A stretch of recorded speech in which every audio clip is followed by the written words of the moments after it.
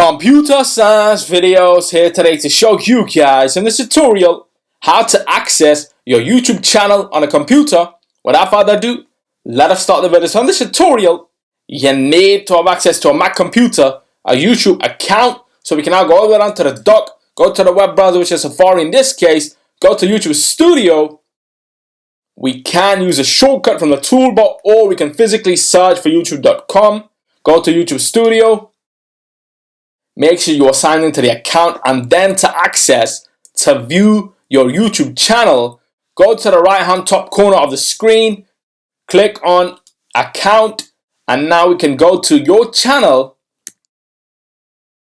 So that way we are now on the channel, or go back to YouTube Studio, go to the left hand top corner of the screen where we have view channel on YouTube, click on this, and that also takes us to the YouTube channel.